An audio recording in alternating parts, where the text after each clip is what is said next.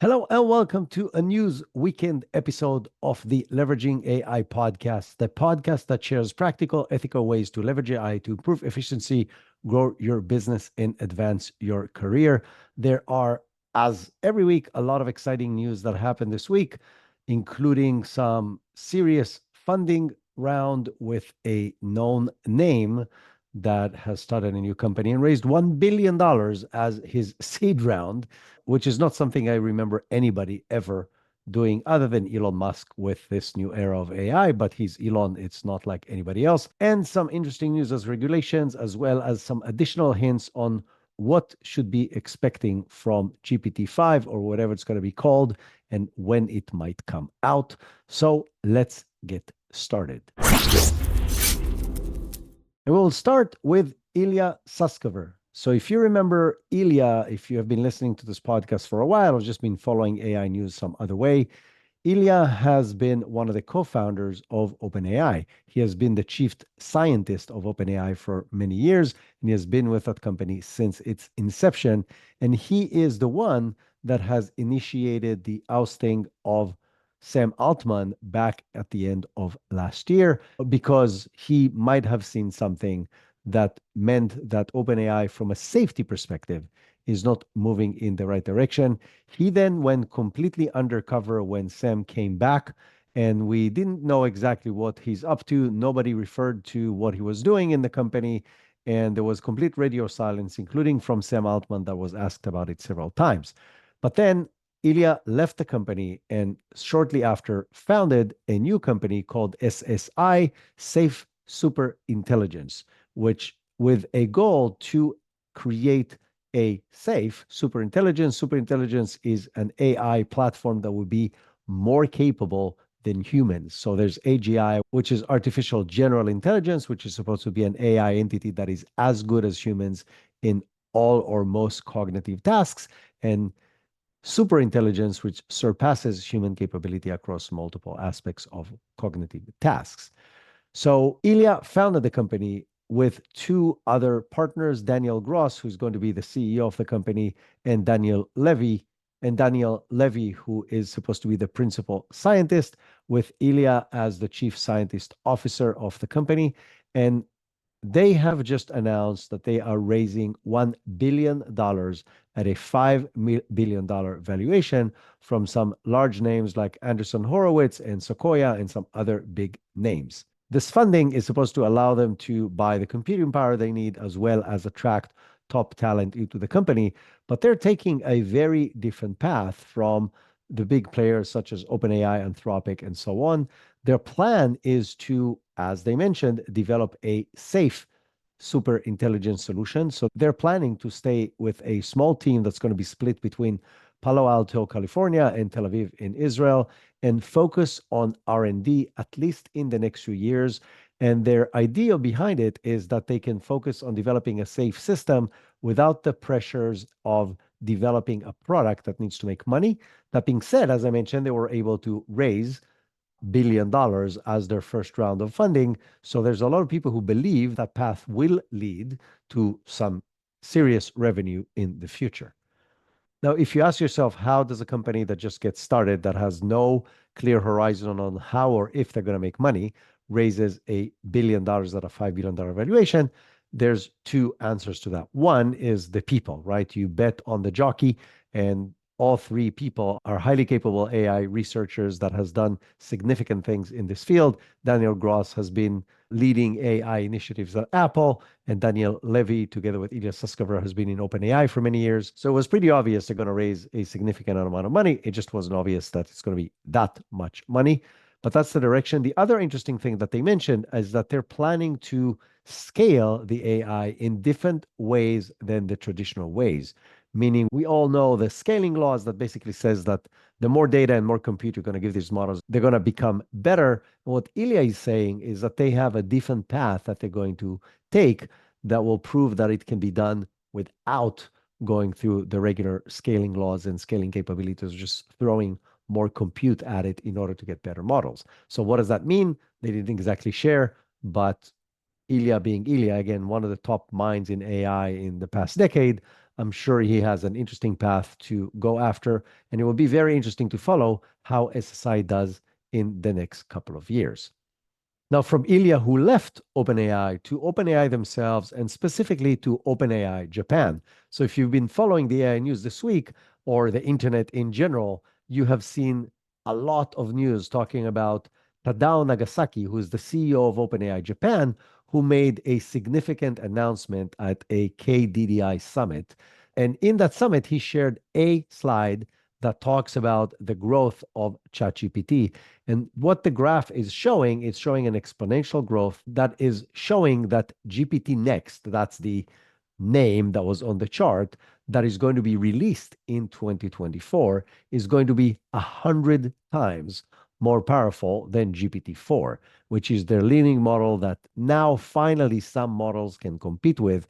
But GPT-4 was created 2 years ago. And so it's been in red teaming for a while and then being out in the world for a while, but it's a 2-year-old model. And what this graph is potentially showing is that the next version of GPT, whatever it's going to be called, whether it's going to be GPT-5, GPT Next, Orion, Strawberry, Banana, Apple, whatever they're going to decide to call it when it comes out, is going to be 100 times more capable than GPT-4. That's a very significant statement, and it generates a lot of excitement, obviously, across multiple people from the AI world, myself included. And the fact that it's going to be released in 2024, which is what the graph shows, creates even more excitement. So we're recording this episode on Friday, September 6th. So there's less than 4 months for it to be released if they're actually going to release it this year. We're going to talk later on in this episode why there are other reasons for them to release this model in the next few months, in addition to the fact that everybody's waiting for it for a while. Another interesting piece of news from OpenAI comes from The Information. So those of you who don't know The Information, it's a digital magazine that has been very successful in getting scoops and being the first to share many news about many different aspects, but definitely in the AI industry, and even more specifically about OpenAI. They're saying that OpenAI is considering a significantly higher price subscription model for the next models that are going to come out. And there's been rumors about a price tag of $2,000 a month. So to put things in perspective, you can use ChatGPT for free. The basic subscription is $20 a month. And then there's the teams and the enterprise layers, which vary slightly higher than that, but they're still double digits in the tens of dollars. And this is talking about $2,000, which might be the price tag per month for using Orion, or as I mentioned, whatever they're going to call their next model. Now, none of this has been confirmed, and there hasn't been a final price tag yet, but there's a few interesting aspects of this. Aspect number one is currently from these subscriptions from $20 to $30 a month, plus the AI fees, OpenAI manages to make above $3 billion this year, and the number keeps on growing. We're going to talk about that in a minute on how fast it's growing, even on the enterprise aspect. So think about how much money they can make if they start charging $2,000 instead of $20. So add 2 orders of magnitude to that revenue. That becomes a very interesting number indeed. That being said, there are obviously going to be significantly less people paying that amount of money. So it will be interesting to see what kind of tiers come out and what kind of benefits you're getting to pay that extra money. But that is at least a conversation that they're having internally. This comes at the wake of what we talked about last week of the next round that they're seeking to raise, which talks about a few $1 billion in investment for a $100 billion valuation. I must admit that the rumors are talking about just a few billions that they're going to raise, which to me doesn't sound like a lot in the current state of things, where the claims are that they're losing about $6 to $8 billion every single year in the current cost structure that the company has, with the training needs of GPT-5, together with the current expenses on HR and compute for inference. So raising a few billions doesn't make any sense to me. I assumed they're going to raise a much larger sum of money, probably in at least double digits billions, probably 50 to 100. But that might be the next step. And this might be just a temporary kind of like bridge round that they're raising to do whatever it is that they're trying to do in the short term. Now, the logical thing, obviously, to raise this kind of money, like 50 to 100 billion, would be an IPO, but their current structure, where they're a nonprofit that owns a for-profit organization, may prevent them from doing that. And there's been a lot of conversations about the fact that Sam Altman wants to change that structure so they can be more flexible with how to grow the company, but that's not happening, at least as of right now. Now, I just mentioned to you that there's been significant growth on OpenAI's enterprise subscription. So according to VentureBeat, OpenAI just crossed the 1 million paying business users across GPT enterprise teams and the education licenses. So as I mentioned earlier, there are 5 tiers. One is free and then 4 paid ones. But on the professional side, they have 3 different types of licenses. Enterprise, that was launched in August of 2023, and then Teams, that was launched on January of 2024, and then Education, that was launched on May of 2024. And across all 3 of them together, they now have more than 1 million users, which is extremely impressive for such a short amount of time.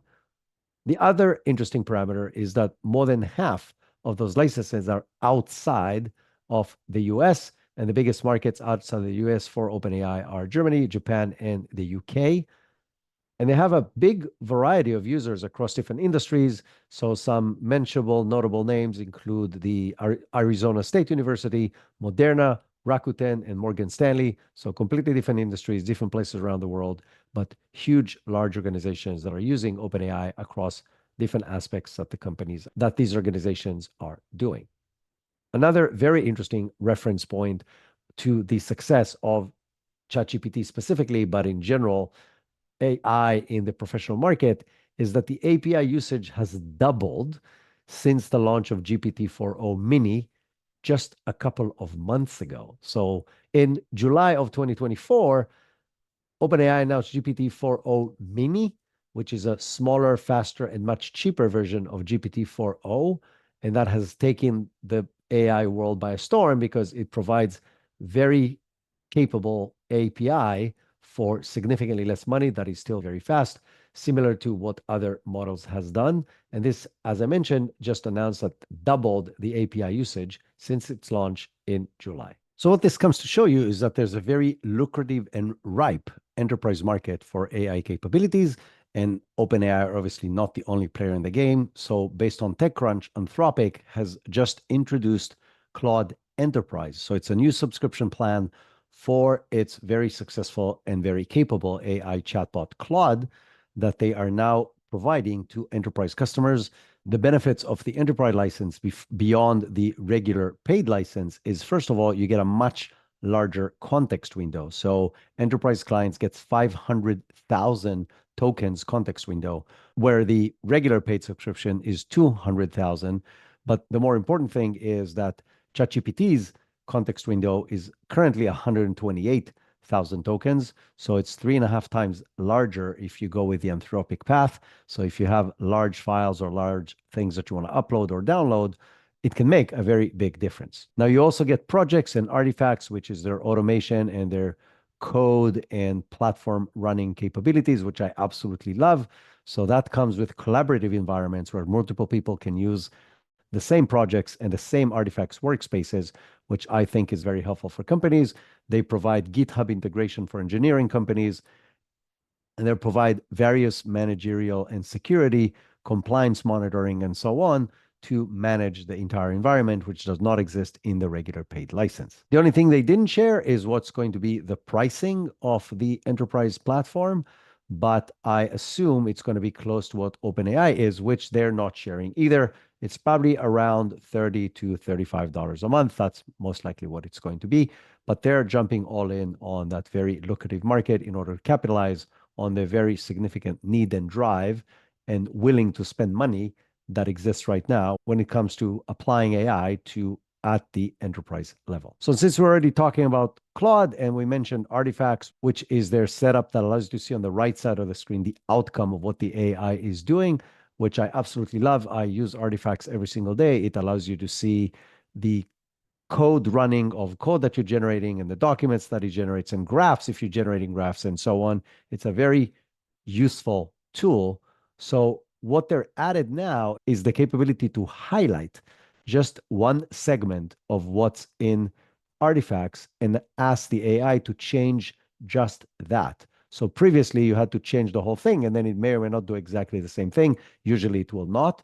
And now if you want to change just one line of code or one aspect of your graph and so on, you can highlight just that section of the code and then ask the AI to change just that section. It actually has two different options once you highlight the section. One is improve and the other is explain. And they're both very useful, especially when you're writing code. So improve will allow you to fix the code or make upgrades to the code that you highlighted. And explain will explain to you what that segment of the code does. So I find this very cool. A similar feature existed for a while on ChatGPT and Gemini, mostly for other results and not specifically for code writing. So in ChatGPT and in Gemini, you can highlight a section of an outcome, let's say a document that was written. Then you get these little quotation marks as an icon that you can click and then provide another prompt that will only impact that segment. So it will rewrite everything else exactly the way the original version was, and then will only change just that aspect. So now a similar capability is available for code writing in artifacts in Claude, which I'm sure will be extremely useful for people who are writing code with these tools. The next big giant we want to talk about today is NVIDIA. So NVIDIA's stock took a nosedive since their earning earlier this month, and it's declined 9%, which has led to the biggest value loss in the shorter amount of time in the history of the stock market. It took $10 billion out of the net worth of Jensen Huang himself. So one person, the CEO and the founder, lost $10 billion his own. So lots of money disappeared in just a few days. That being said, obviously, the stock is still up year over year, 160%, and a lot more than that in the last 3 years. But in addition to that, NVIDIA revealed what they call Eagle. So Eagle is their next generation high resolution visual AI analysis capability, and it allows the users of it to process images at a high resolution of 1024 by 1024.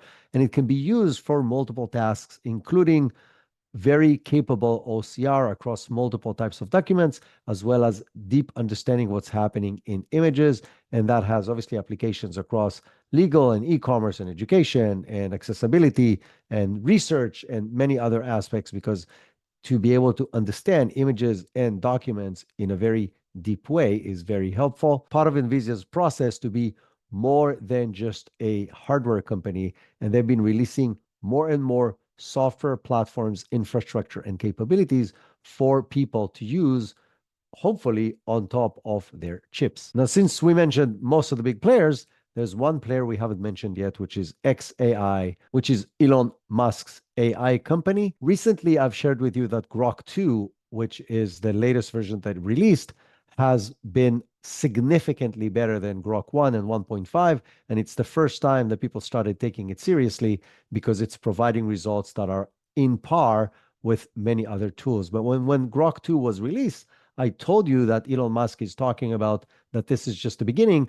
because he's building the biggest supercomputer AI training platform that anybody has, and it's now online.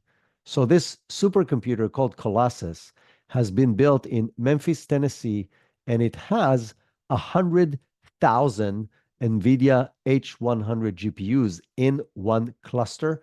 No other company has that, but that's just the beginning, because the plan is to expand this to 200,000 GPUs. Out of those, 50,000 are the new H200 versus the H100. So while today it's the most powerful computing and AI training platform in the world, it's going to become even more powerful. And the incredible thing is that they have built this data center in just 4 months, which is absolutely unheard of. Now, there's a lot of rumors and analysis based on the amount of electricity they have and cooling they have and so on, that there is no way that they can currently run 100,000 GPUs, even if they are on site and the site is running. But it doesn't really matter whether they're currently running all 100,000 or that's going to happen in a month or 2 months. They are going to have the most capable AI training platform there is on the planet. And there's already rumors that there's conversations within OpenAI and between OpenAI and Microsoft that are fearing what that means and looking for ways for Microsoft to provide more computing power to OpenAI in order to stay in par with this new capabilities of Grok. But Elon promised when they release Grok 2 that Grok 3 is going to be a completely different kind of animal because of this amazing data center. So all we have to do now is wait and see what that is going to yield. But they're talking about that the next version is going to be within just a few months. That's assuming that nothing extreme happens on regulation between now and then. And we're going to talk about that later on in this episode. I want to pause the news just for 1 second to share something exciting from my company, Multiply. We have been teaching the AI business transformation course to companies since April of last year. We've been teaching 2 courses every single month. Most of them are private courses. And we had hundreds of companies take the course and completely transform their businesses with AI based on what they've learned in the course. But this course is instructor led by me, and it requires you to spend 2 hours a week, 4 weeks in a row at the same time of day working with me and my team in order to learn these kind of things, which is may or may not be comfortable for your time schedule and other commitments. So I'm really excited to share that we now have an offline self-paced version of the same course.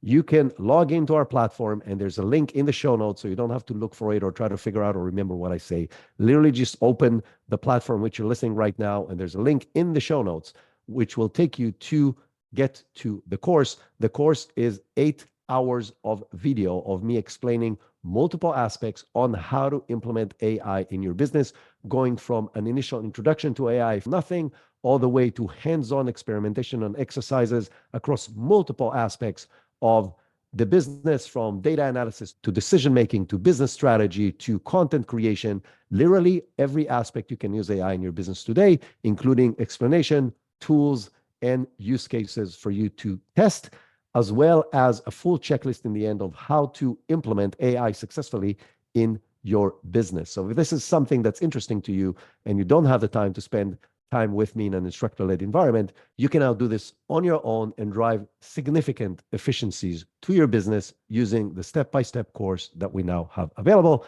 And now back to the news. Now, from computing capabilities and model capabilities to a very interesting research that was just released by Microsoft researchers, and they found a way to combine small language models called SLM together with large language models to detect and potentially resolve or at least reduce hallucinations. So the goal of this is to do a two-step framework where the small language model performs an initial rapid hallucination detection, and then the LLM takes that and completes the step to explain why the hallucination is happening to potentially also prevent it in the future. They are claiming that they're achieving significantly better results with this architecture than just with a large language model on its own. And it's showing a very significant potential for one of the usages for small language models, in this particular case, to dramatically reduce hallucinations. There's been discussions that Strawberry, the new project by OpenAI, also knows how to do this, which is to evaluate its own answers in order to figure out if they're correct or not, or at least what are the chances that they're hallucinating and not actually based on real information. Either way, it doesn't matter which direction that goes. Making a big step in the direction of reducing hallucinations, hopefully close to zero, will make a very significant impact on the ability to use AI for many more business applications. Now, since we mentioned the use of small language models for one thing, let's look at another thing. So Google's DeepMind just released a study that shows that using smaller and weaker models as a way to generate synthetic data for training bigger models is actually providing a much better solution. So they're now using various small models that specialize on specific topics to generate synthetic data in order to train bigger models. And they have tested that against the old way of training across multiple data sets such as math and GSM 8K. Both of these are benchmarks that are commonly used in order to evaluate AI systems. And in both cases, the performance of the models after using this synthetic data created through this methodology has performed better than just the traditional ways of training models. And it also provided 6% increase in accuracy when it comes to testing the model after it has been trained. So there's multiple research and different ways in which different companies are addressing different steps of the process in order to reduce the hallucinations that these models have. As I mentioned, in the long run, that will be beneficial to everyone. And from all the US companies to a Chinese company, I've shared with you in many of the recent episodes that there's huge improvements across the ocean with models coming out of China. So the latest release is a new model from Alibaba that launched what they call Qwen2 VL, which is a new multimodal model that surpasses OpenAI GPT-4 and Anthropic Claude 3.5 Sonnet across various benchmarks, and it outperforms both of these on visual data analysis. So when you upload an image and ask it questions about the image, it actually does better than these leading models by the other two largest companies in the West. Now, in addition, it does very well, meaning at par with those big models across 9 out of the other 13 benchmarks in the MMMU, which is maybe the most widely used benchmark, which stands for Massive Multitask Multimodal Understanding Evaluation. So a highly capable model that's coming out of Alibaba and is now available to users of Alibaba in the Far East, and also supports multiple languages, including obviously Chinese and English. Now, the flip side to that, as far as successful models and new releases and so on, Business Insider is sharing that Amazon's product, Q, which has been released in April, is facing serious difficulties across multiple aspects. So clients are complaining about lack of certain features compared to other large language models, higher cost than other models, difficulty in integrating with other software, and inability to process images embedded in PDF files, plus some other general problems with Q as a whole. And there's a serious concern based on this article on Business Insider within Amazon that they're going to lose many clients to the Microsoft and maybe Google platforms because they are behind on their AI capabilities with Q. This comes on top of the fact that just last week, they've announced that the new Alexa, the more advanced Alexa, is not going to run on top of Q, but is going to run on top of the Anthropic platform because Q just wasn't good enough in order to do this. So this is not good news from Amazon. And I must say, I'm really surprised with what's happening to Amazon because Amazon was the first company to release a voice activated assistant, which was Alexa. And they were the first to run large scale cloud computing for companies with huge amounts of AI running in the background. And now they find themselves in not a good position in the race. I don't know where that's going to go or what's going to happen in their leadership because of that, but they're definitely in trouble. And now there's a very interesting piece of news that I want to talk to you about because it touches on something I believe every single company in the world needs to do right now. So Salesforce CEO Mark Benioff has announced that they're doing what he calls a hard pivot from just being a CRM to a new platform they call Agentforce, which is a new AI agent creation platform, which they're about to debut on their Dreamforce conference that is just around the corner. Now, Agentforce will allow users to build and deploy autonomous AI-powered agents that can make decisions, complete multitask steps, and going way beyond simple chatbots. And this is going to be the focus of Salesforce moving forward. That obviously doesn't mean they're abandoning CRM, but from a strategic perspective, the direction they see the world going and the direction they want to lead at is agents. And so they're investing multiple resources within Salesforce to push the company in this new direction. This involves a significant reorganization and a lot of focus on that channel versus just CRM. And they even said that people that are going to come to Dreamforce, which is their gigantic and extravagantic conference that they do every single year, are going to be greeted with welcome to Agentforce instead of welcome to Dreamforce. And this conference is just around the corner. As I mentioned, it's happening in January of 2025. So it will be very interesting to see what they're going to share and release because they've obviously been working on this for a while if this is going to be released in January. Now, why do I think this is important? I've shared that with you in the past in several different episodes, but for those of you who missed that, I believe that every single company in the world right now has to do a strategic evaluation and look at where its market is going. What kind of changes are going to happen to your industry that will change what your clients are looking for? In other words, what things they're paying for right now, they will not be willing to pay for within 2 years, 3 years, 10 years, it doesn't matter. And for some cases, it could be 12 months. And what new opportunities are on the horizon that you might be able to serve if you make the right changes right now.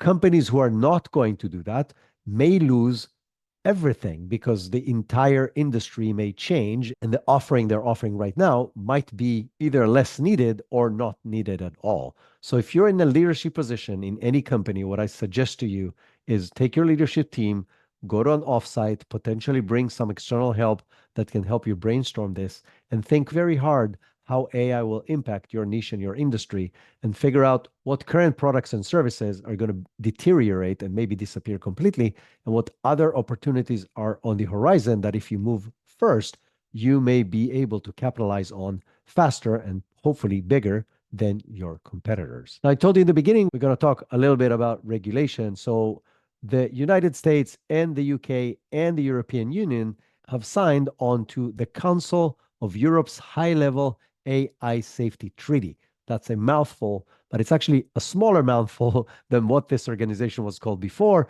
Before it was called the Council of Europe Framework Convention on Artificial Intelligence and Human Rights, Democracy, and the Rule of Law.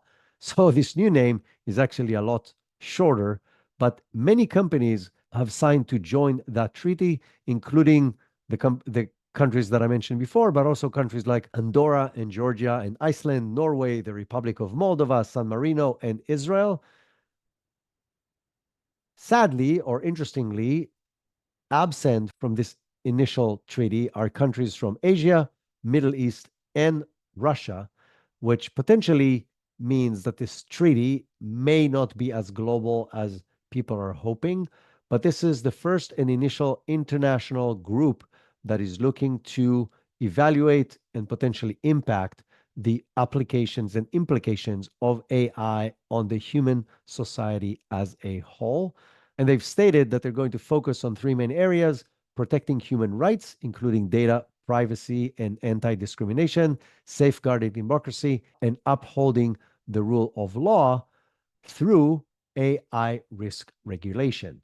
So, the goal, and I talked about this many times before, that I was hoping this will happen, that there's going to be some large international cooperation that will push for different limitations on monitoring of AI systems, just like the nuclear agency monitors nuclear weapon development. Now, timelines and the exact things that they're going to be delivering has not been defined yet, or at least has not been communicated yet. But one of the problems that they're facing is obviously that individual countries, and as we're going to talk about in a minute, even within countries, there is a complex and fragmented landscape of AI regulation. So we all discussed in the past that the EU has passed the EU AI Act. And in the past few episodes, we talked a lot on California's SB 1047 bill, that, by the way, has passed the California Senate and now awaits Governor Gavin Newsom's decision whether he's going to sign it into law or veto it. And he has until the end of September, so just a few weeks, to make up his decision. That decision will have a significant ripple effect across the entire US. First of all, because it's a very extreme regulation that talks about the liability and the different steps that large language model developers have to take in order to make it legal for them to do business in California. So, not just develop these models in California, but even use them in California. But also, it will be used as a benchmark for many other regulations. Now, this bill was highly controversial and got support from several different companies, some stronger than others, but in general, got a very serious pushback from the tech industry as a whole. But as I mentioned, we will know within a few weeks whether that is signed into law or not. One of the things that may prevent it from being signed into law, and we talked about this last week, is the fact that OpenAI and Anthropic, the two larger companies in the US that are developing these frontier models, has agreed to share their most advanced models with the federal government before and after they're releasing these models. This may show that federal regulation and federal cooperation may drive better results than a state by state kind of regulation. As I mentioned, it'll be very interesting to see what's going to happen. Now, if SB 1047 is signed into law, it will require tech companies to write safety reports about their AI models by January 1st, 2025. This may create a lot of pressure on companies to release their models before that date. So when I told you earlier that GPT-5 or GPT Next or Orion or Strawberry or Avocado or Banana or whatever they're going to end up calling this thing, that's another sign why it might be released this year, as the slide from OpenAI Japan has mentioned, just to be there before the law starts taking effect. This is also true, obviously, for any other large model company. So we may see a push from Meta to release another model, and Grok and Anthropic and so on. Now, will this actually happen? Nobody exactly knows. But as I mentioned, we'll know a lot more by the end of this month based on the actions of California's governor. Now, in the past few weeks, we talked a lot about AI video generators. So there's a new player in town. It's another Chinese company. The name of the product is Minimax, and it has released its first model. This company is backed by two tech giants, Alibaba and Tencent. Both of them are gigantic companies, so they have serious backing. And their first model, called Video 01, supports the generation of high resolution 1280 by 720 resolution videos, 25 frames per second for up to 6 seconds clips. That is better than most models out there. And that's their very first version that they released. So on paper, this is a very capable model, but people who have tested it are saying that it's not as good as Luma's Dream Machine, and definitely not as good as Runway Gen 3 when it comes to the actual videos themselves. But as I mentioned, this is version number 1, and they have some serious backings. So I'm sure this is going to improve. So this wave, this tsunami of video creation capabilities is just growing bigger and stronger. And all of that before Sora has been released to the public, at least not yet as of the recording of this episode. And the company has already mentioned they're already working on version 2, which promises very serious improvements, including image to video capabilities that are missing right now, and longer video clips. And staying on the same topic, Luma, which is one of the better tools that are out there right now, has just released Dream Machine 1.6, which the biggest difference is that it features camera motion controls for more precise video generation. So you can prompt and literally add the word camera into your prompt, and then a pop-up menu pops up, which allows you to pan left, up, down, or orbit, or crane up, basically have much more detailed camera control to have more precise video in the way you want it when you create it. Now, a similar capability already exists in Runway 3, meaning you can use all these different camera motions just by describing them in the prompt. So this is not a new capability. The user interface is pretty cool because it actually gives you a drop-down menu and shows you in graphics what that motion might look like if you're not an expert on camera movements. But this is not rocket science. Once you understand the different movements of panning and moving and orbiting and so on, you can just use them in Runway as well, just regularly in the prompt. But it's a cool improvement when it comes to giving people more control through a basic user interface. That's it for this week. We'll be back on Tuesday with another how-to episode that will deep dive into a specific use case and how to do it with AI for business. And my only request is, if you are enjoying this podcast, please rate us on your favorite podcasting platform, whether it's Spotify or Apple Podcast, and share it with people. So pull up your phone right now, unless you're driving, and give us a 5-star review or whatever review you think we deserve, as well as click the share button and share it with a few people that you think that will benefit from learning about AI. And until next time, have an amazing weekend.